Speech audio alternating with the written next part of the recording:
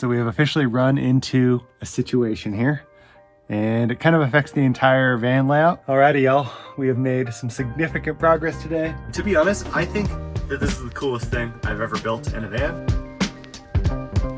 I have never seen something exactly like this in any van build that I've ever seen on YouTube, and I've seen a good number of van videos at this point. To really simplify it, the goal that we're trying to accomplish here is an extendable bed system that can also turn into a couch and can also be easily accessed for storage. To this point, we've spent all of our time in Onshape. I have about a 0% ratio of designing stuff in CAD software and being able to create it in real life. Very likely we are going to run into some challenges.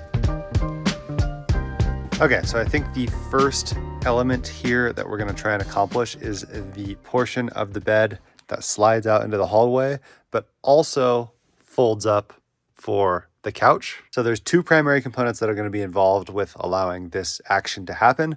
First of all, the sliding, I've chosen to use actual drawer slides. The drawer slide is going to be the same height as the extrusion. And then the second element is this 80-20 pivot. All the stuff that I use in this video to construct this project will be in the links in the video description below.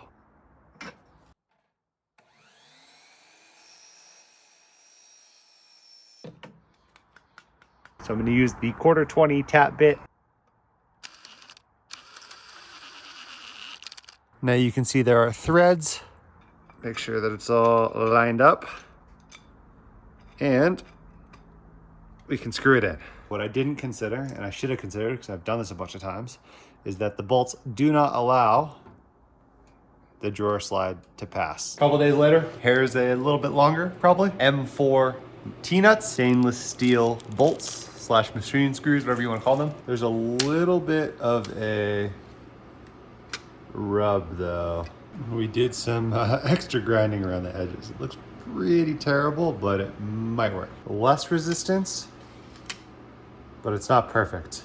And you guys know how bad my OCD is. We have the solution, flathead screws. We have the opening and the sliding bed system. That being said, we have come across another blocker. We want to make this an ergonomic bench. But what I'm realizing now is that when I lift this all the way up and set it backwards, 96.5 degrees, not a very sloped backrest. The only way to increase that angle is pull this forward by a couple of inches. I think we're going to go down to 20-inch drawer slides, and then we're just going to let them hang off by about an inch total. See you guys in a few more days. Got the new drawer slides. I'm gonna go ahead and swap them out.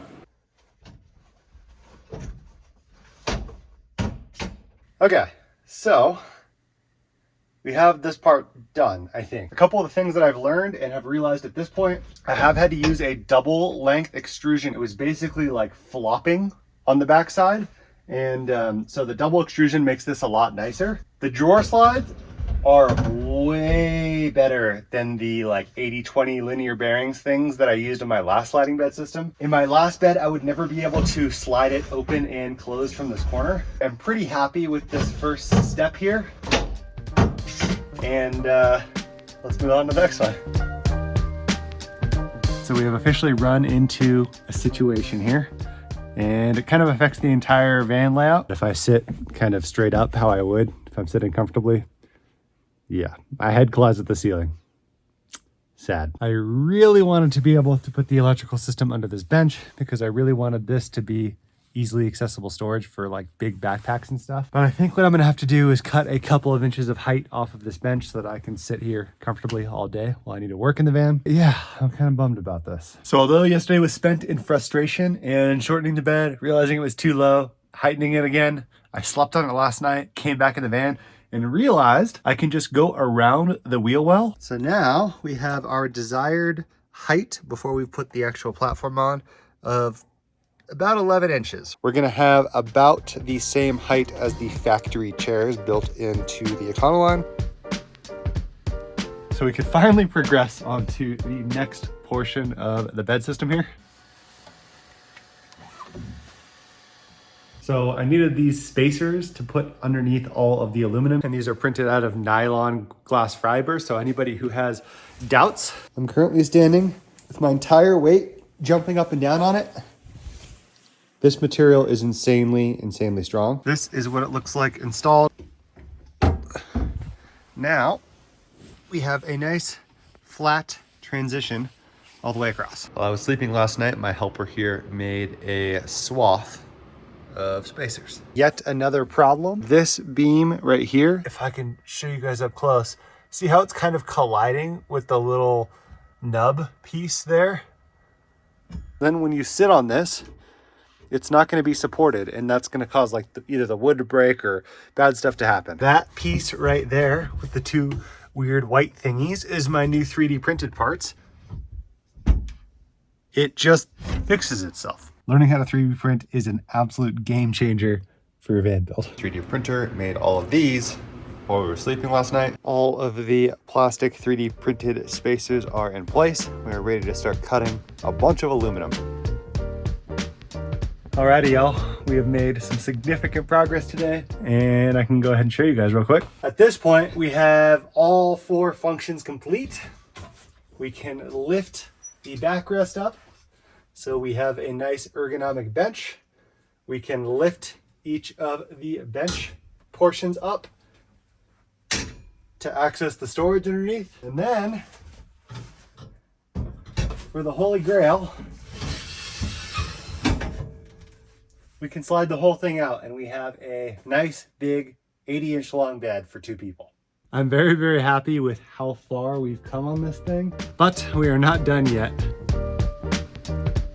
At this stage, we still have to figure out exactly how the mattresses are going to sit on this without falling through. So last time I built a sliding bed system, I solved this problem in the most logical way, which was just putting wood paneling on the back of each mattress section. I really didn't like having those wood plated cushions because they're just kind of like hard to handle, and I kept cutting my fingers on the staples where the fabric was sewn to the wood. So it's really ideal to keep the cushions just cushions and to put the wood paneling on the bed itself. So I thought long and hard about the exact type of plywood. It really came down to 2 major considerations, one of which is this 1/4-inch Baltic birch, and the other is this 1/2-inch pre-finished maple plywood. Since the slats are pretty far apart, there's gonna be a lot of force on the edges that are hanging off.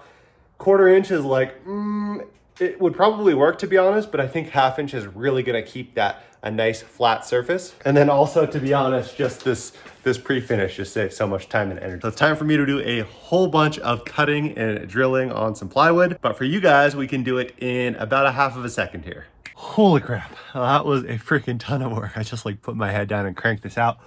We have all of the planks cut. It is a Saturday night, so I'm gonna go crack some medellis. And tomorrow, we're gonna come back out and mount this to the aluminum. We've got about 1/3 of the overall bolts in here because I just simply ran out of T-nuts and I have some on order. It's gonna take a few days. And it looks pretty good.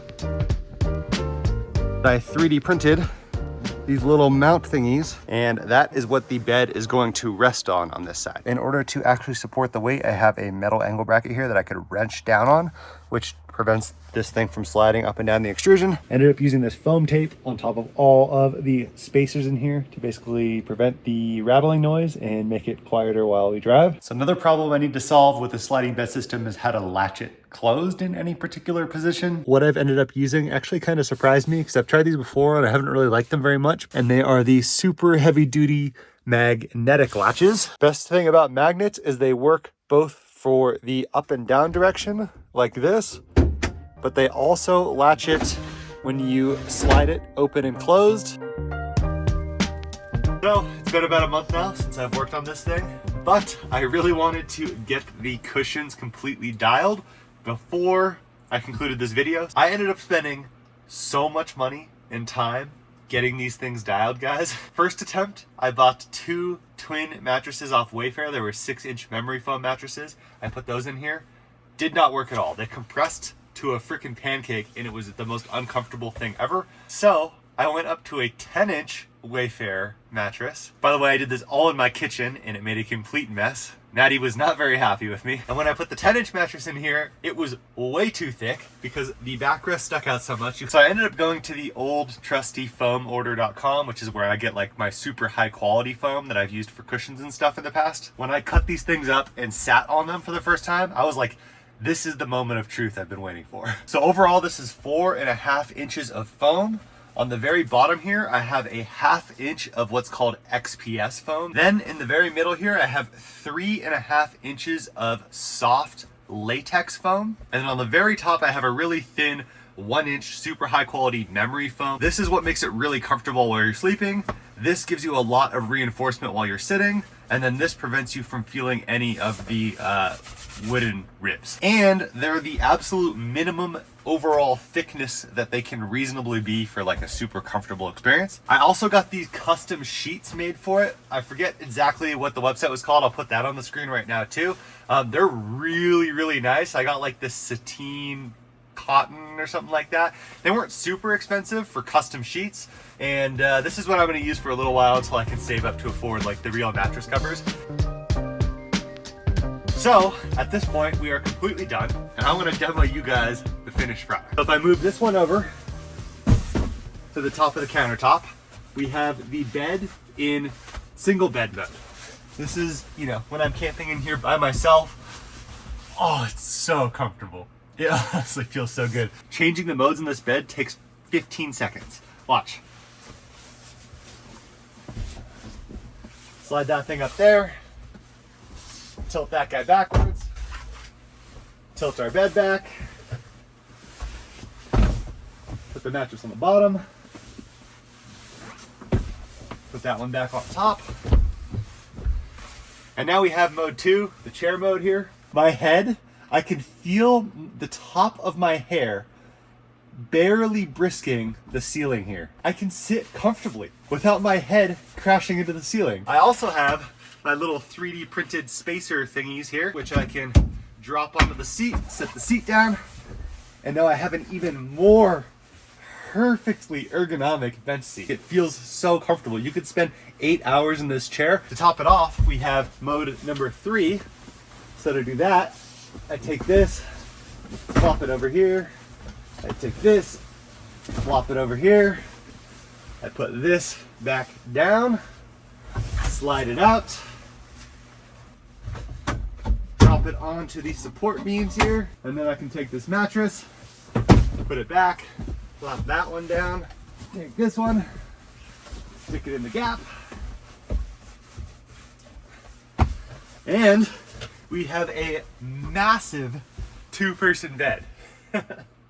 Maddie and I have already tested this out. I'm a big dude. I'm like 6'5", well over 200 pounds. And when she's lying on this side, it is like more than a comfortable enough amount of space for us to sleep really well in here. And I did mention this in the layout video, but I'm gonna design the entirety of this van to not need to be in any particular mode so that you can access all of the stuff in any of the modes. So if we are both camping in the van over the weekend and we wanna leave it in double bed mode like this, we can just crawl around on the mattresses, use the sink, do our cooking, and all that stuff. Like, we don't have to change the van around in order to use all the features. It was actually pretty hard to determine the exact width of these mattress sections because they had to work pretty well in all 3 modes. But I also didn't want things like, I didn't want the seam to be lying right in here so that the mattress is kind of stuck down. But the overall length for each piece is 11 inches for this first one here. The big one that goes on the bottom of the seat rest is 20.5 inches. And then the third piece is 19 inches. For those who care, the ergonomic angles that I went with are a 3-degree lift on the edge of the seat here. And then I have about a 104-degree angle between the bottom of the seat and the backrest here.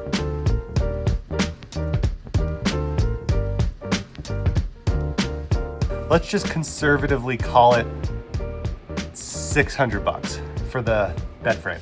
But then the mattress, not including the, you know, $600-700 I wasted on mattresses that I ended up not using, that was $1,100. And then I put the custom made cotton sateen sheets on here. So I think those are about $200. So all in all, if you wanted to replicate this exact bed system, it's gonna cost you almost a couple $1,000s. Some of y'all might be able to get much more creative and cheaper on the mattress sections here. I kind of just gave up after my first 2 cheap attempts and said, screw it.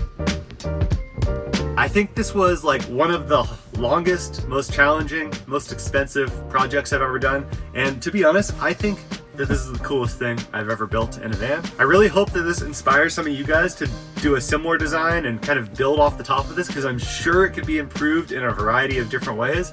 I'm really excited to see what the community does with this. But overall, I'm just incredibly satisfied with the end result. But thank you so much for watching, and I'll see you guys next time.